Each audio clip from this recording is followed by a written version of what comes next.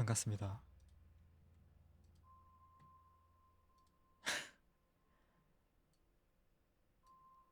제1회 괴담 상점 시작해보도록 하겠습니다.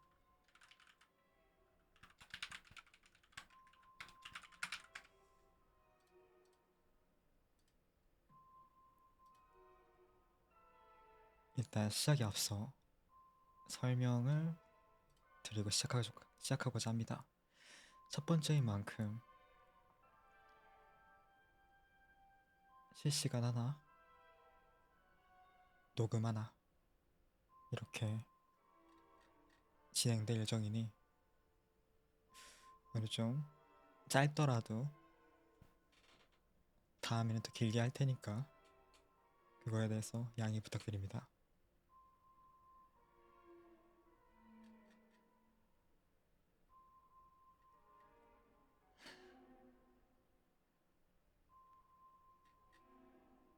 이제 첫 번째로 할 이야기 제목 손자국. 실시간으로 하는 거 먼저 하고 넘어가겠습니다.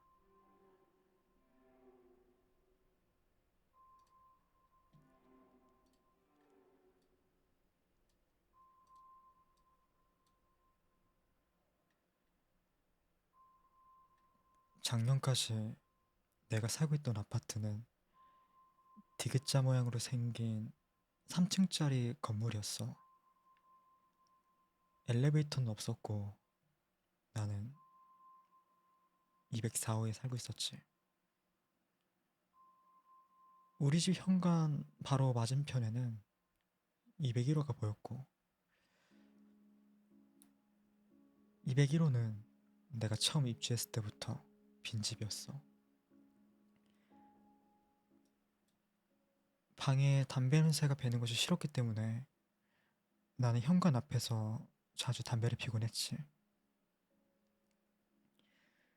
종종 그런 모습을 보고 짜증을 내는 이유도 있었기에 주로 한밤중에 피웠었어. 그날 역시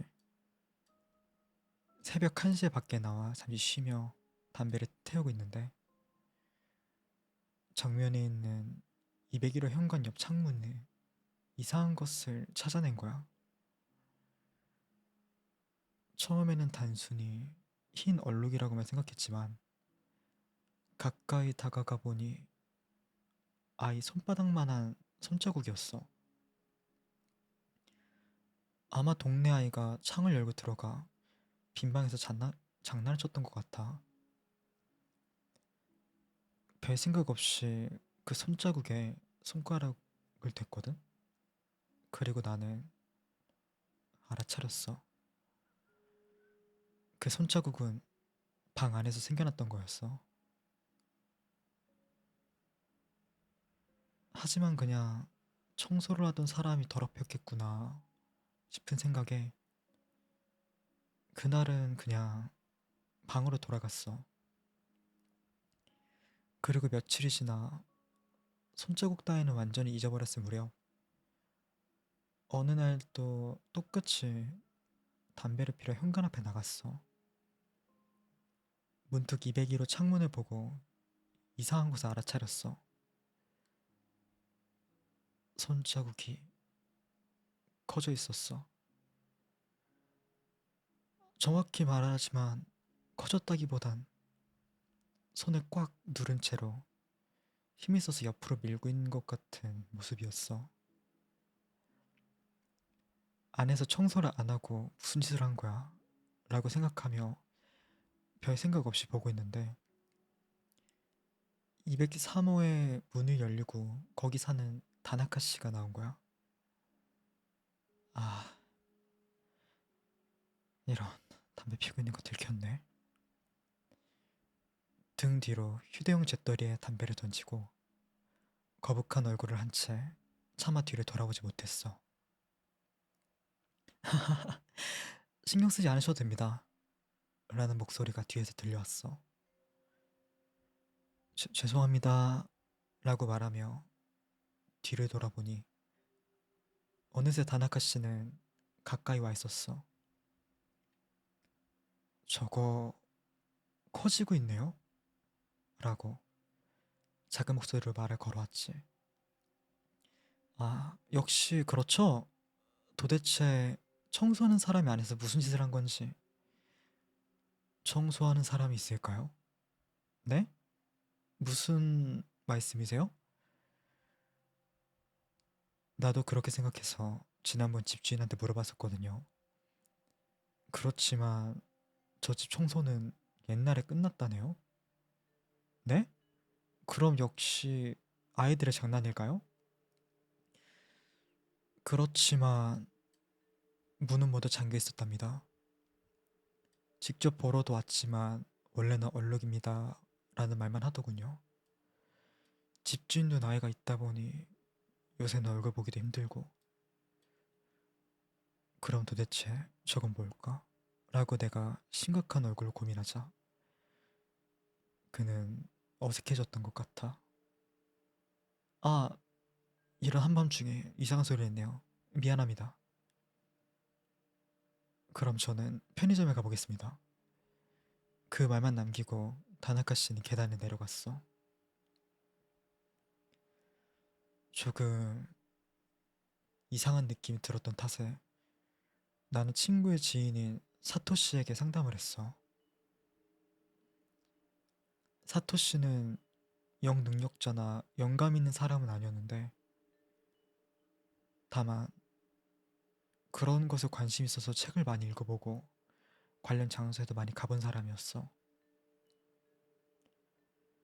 옷차림도 평범하고 성격도 조용하셨지. 이상하게 소란을 피우는 것만은 부끄러웠지만 그렇다고 그냥 넘어가기에는 좀 불안했기에 그에게 상담을 받은 것이었어. 이야기를 들은 사토 씨는 빨리 보고 싶어 했기 때문에 일요일 저녁에 우리 집에 와서 그 얼룩을 보러 갔어. 이거 여기서 나오고 싶어 하는 것 같은데? 이 방에서 말이야. 나오고 싶다고? 어디까지나 추측인데 말이야. 라고 말하며 사토시는 이야기를 시작했어. 누군가가 이 방을 나오고 싶어 하는 것이다. 지금까지는 이 방에 살던 사람이 적절한 처치를 하고 있었기 때문에 별일이 없었던 것 같다. 그 사람은 방을 떠나면서도 어느 정도 그 처치를 해두었을 것이다. 라고. 하지만 무엇인가의 여파로 이 창문에만 빈틈이 생기게 된 것이야. 왜 그 사람이 이것을 봉인해 두었는지, 도대체 이것이 무엇인지는 모르겠다. 사토시는 여기까지 이야기를 하고 입을 닫았어. 그럼 집주인한테 부탁해가지고 같이 들어가 볼래? 라고 물어봤지만 거절당했어. 나한테도 그 정도 용기는 없어. 여기는 확실히 분위기가 안 좋아. 아마추어지만 나도 그 정도는 느껴져. 라고 말하고 허둥지둥 사토시는 떠나가 버렸지 뭐야. 나도 허겁지겁 따라가 밥 한 끼를 대접하고 여러 이야기를 들은 다음 집으로 돌아오게 됐어. 상당히 늦었기 때문에 빠르게 아파트로 돌아오던 도중 다나카 씨와 1층 입구에서 만났어. 일에서 돌아오시는 길이라고 하셨어. 일요일인데 이렇게 늦은 시간에 수고가 많으십니다.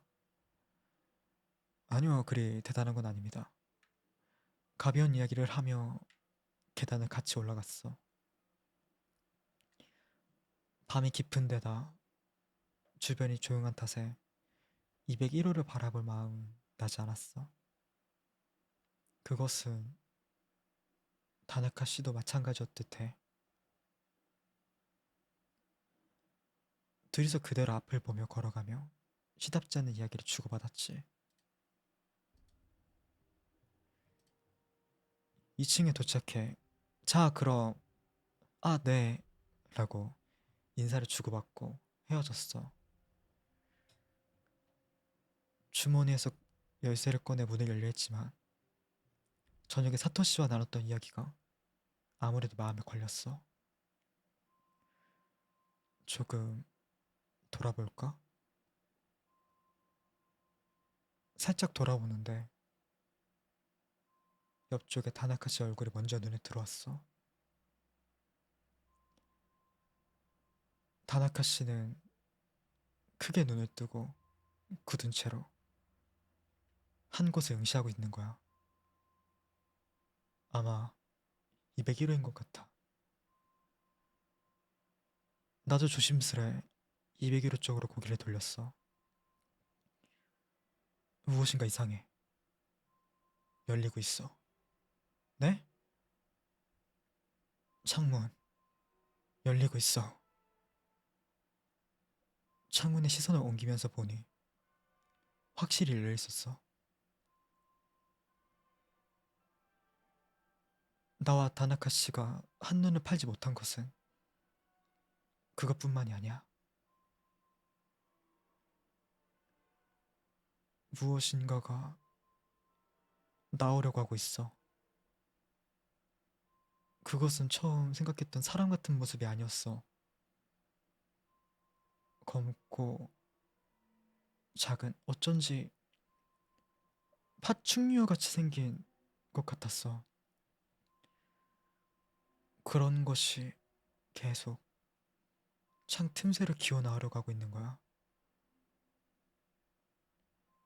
위험하다. 이놈에게 발견되면 큰일이 난다고 본능적으로 느끼고 알았어. 당황해서 주머니에서 필사적으로 열쇠를 찾았고, 하지만 주머니에서 열쇠가 좀째 잡히지 않는 거야. 다나카 씨는 벌써 열쇠 구멍에 열쇠를 쑤시고 있었어.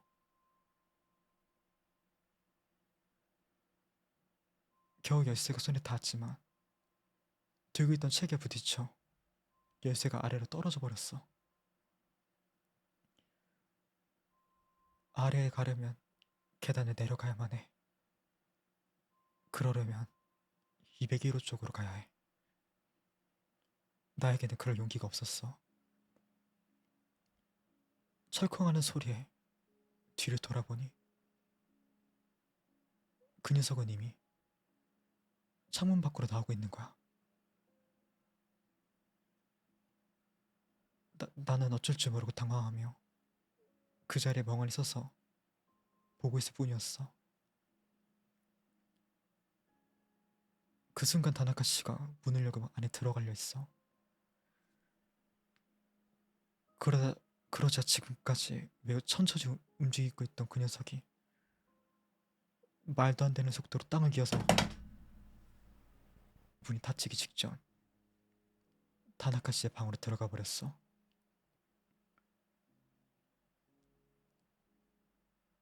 다나카 씨는 그것을 보지 못했던 것일까?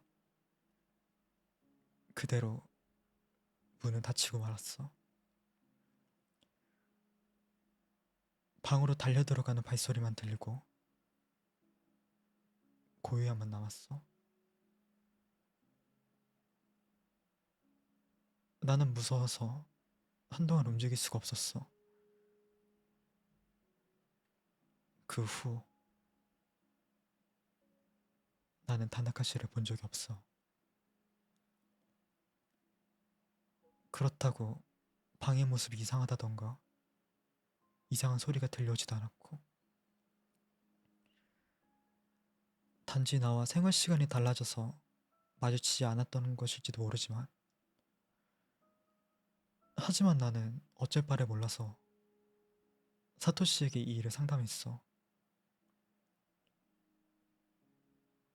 사토시의 말에 의하면 다나카 씨가 선택된 것은 단지 우연이라는 것 같았어. 단지 가까웠기 때문에. 나는 운이 좋았던 것 뿐이었어. 그것이 무엇인지는 알 수 없어. 하지만 어떻게? 생각해도 제대로 된 것은 아니요. 다나카 씨는 어떻게 된 것일까? 그 후 나는 회사에 정근 신청을 내고 그 아파트를 떠났어. 벌써 몇 년은 더 된 이야기야. 다나카 씨는 아직 그 아파트에 있는지, 그 아파트는 아직도 있을지 모르지만, 신경은 쓰이지만 차마 갈 용기가 나지를 않아.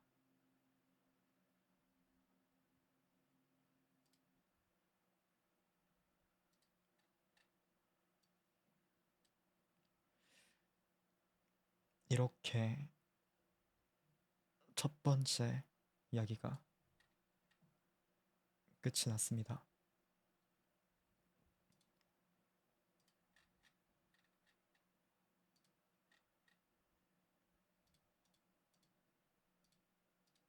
괜찮았나요?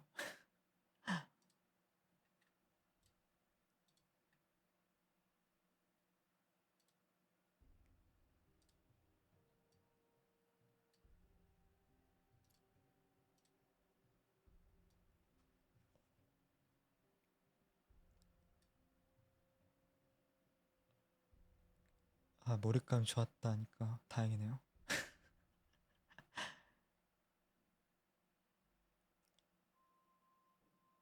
빠르게 기온다 할 때 책상 치신 거, 그거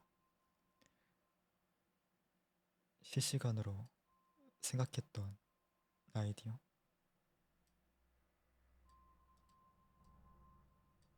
아까 전까지 얘기에 집중해야 될 것 같아서 했는데,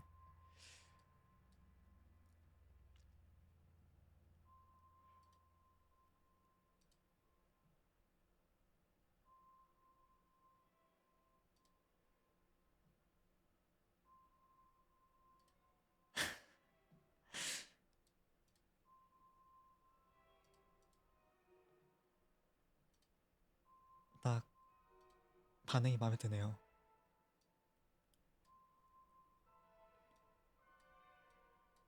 그러면 바로 녹음까지 해볼까요?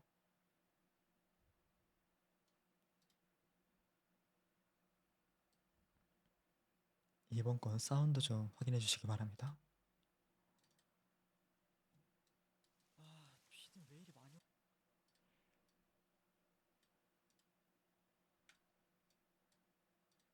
아, 비는 왜 이리 괜찮은가요?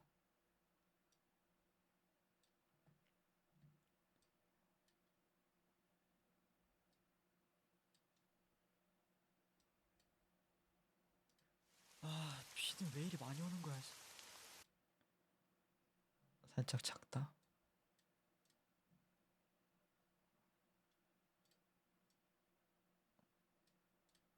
엄마! 지금 건 너무 큰가요?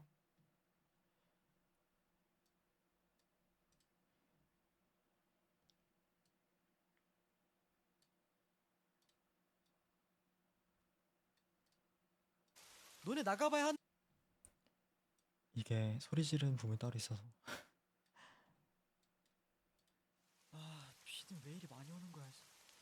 엄마, 너네 나가봐야 하는 거 아니에요?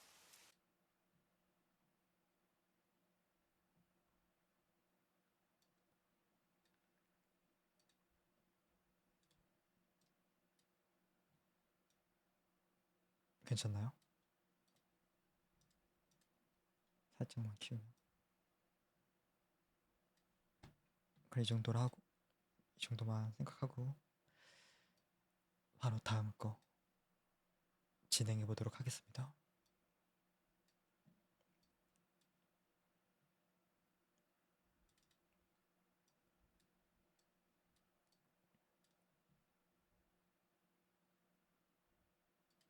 아, 비는 왜 이리 많이 오는 거야? 엄마, 너네 나가봐야 하는 거 아니에요? 덕추는 대청마루에 걸터 앉아 걱정스러운 눈초리로 하늘만 바라보며 바닥에 닿지 않는 다리를 연신 휘저어댔다. 어려운 살림에 어머니와 함께 마을에 품앗이며 굳은 일 마다하지 않고 악착같이 달려들어 마련한 작디 작은 논이었다. 처음으로 덕춘에게 땅이 생긴 그날 저녁, 어머니는 몇몇 마을 사람들을 불러 조촐한 잔치를 여셨고 따스한 마을 사람들의 덕담에 더욱 복받쳐 잔치가 끝나가는 늦지막한 저녁까지 흐르는 눈물을 멈출 수 없었던 덕춘이었다. 이후 친구인 만석에게도 키가 작아 갓난쟁이를 얕잡아 부르던 두 집 너머 천수에게도 울보, 물쟁이라 놀림받게 된 덕춘이었으나 아무렇지도 않았다. 바보들 같으니라고. 이제 나한테는 돈이 있어. 너희들과 같은 철부지가 아니야. 어엿한 어른이지.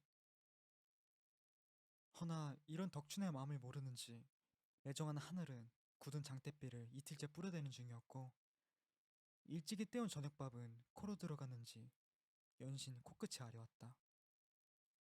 아이고 육실할 놈, 지 엄마가 떠내려가도 저러고 궁성이나 떨고 있을라나 몰라. 아니 엄마, 저 논이 어떤 논인데요? 걱정하는 덕춘의 마음을 이해하셨는지 긴 한숨을 내쉬며 옷감을 기우는 어머니는 나지막히 그러면서 단호한 말투로 덕춘을 달랬다. 덕춘아, 너의 마음을 엄마가 모르는 게 아니야. 그런데 장마가 온 어두운 밤의 노는 절대로 가는 게 아니야. 엄마는 또 그 어둑선인가 뭔가 그거 이야기예요? 나는 이대로는 안 되겠어요. 이대로 가다가는 논이 죽던가 내가 죽던가 할 것 같으니까 말리지 마세요. 논에 가서 실뱀만한 도랑이라도 몇 개 파놓고 와야 두 발 뻗고 잘 수 있을 것 같아요. 말이 끝나기도 무섭게 괭이를 어깨에 이고 어둠 속으로 사라지는 덕춘의 뒤로 애타게 자식을 부르짖는 어미의 소리가 닿을 수 없도록 하려는지 장대비는 더욱 세차게 내렸다. 엄마는 뭐하러 쓸데없는 이야기를 해서 괜히 무섭게 하는 거야.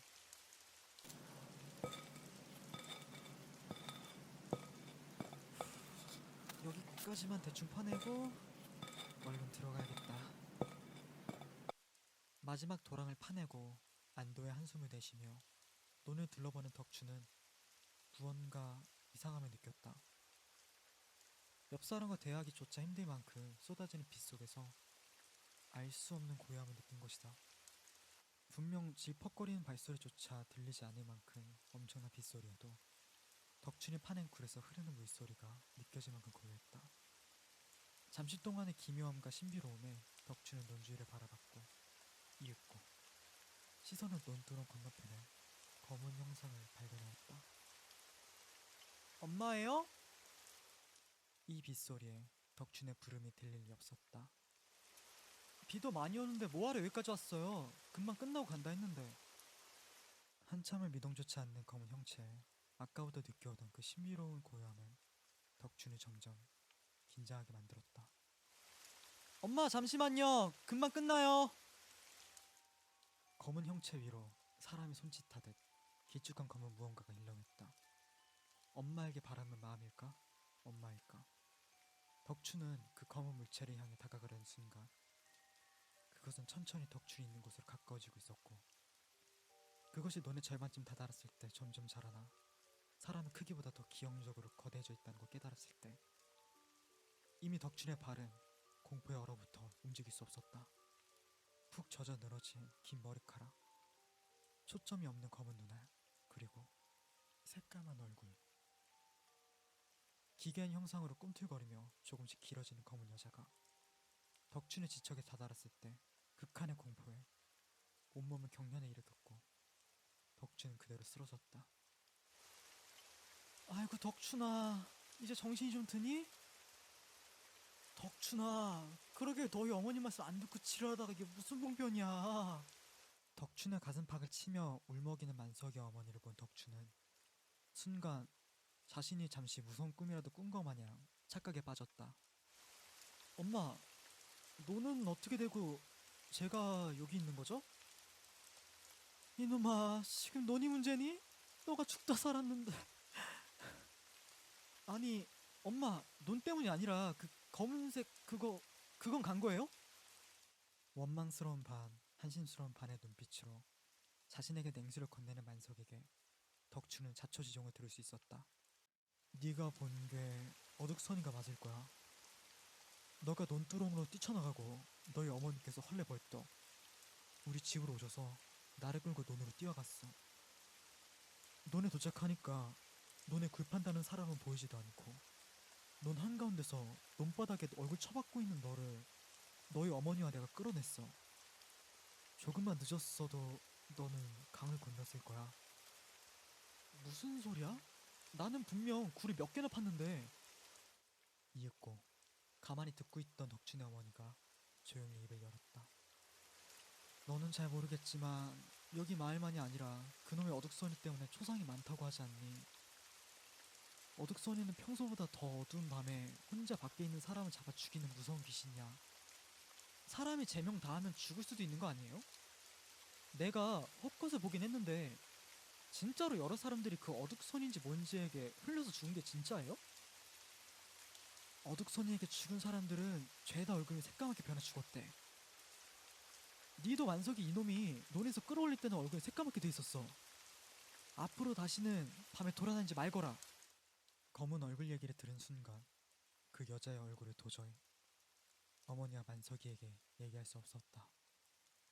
덕추는 떨리는 손을 부여잡으며 고개를 떨굴 수밖에 없었다.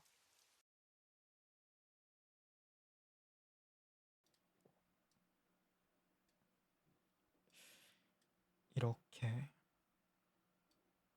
녹음까지 끝이 났네요.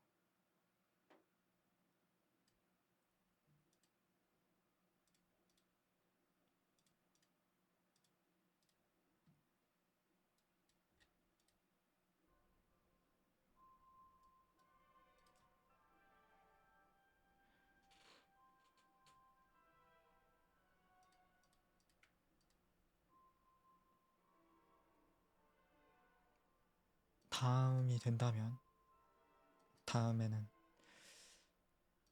녹음본 하나에다가 실시간으로 2개, 3개 정도를 생각해보고 있습니다.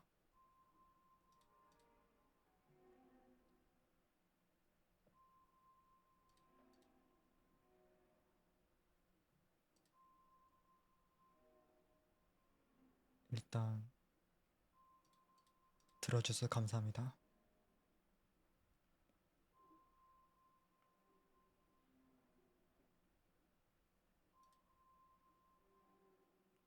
빠르긴 했지만 1회차 괴담 상점이 끝났기 때문에 잠깐 다시 준비 좀 하고 오겠습니다.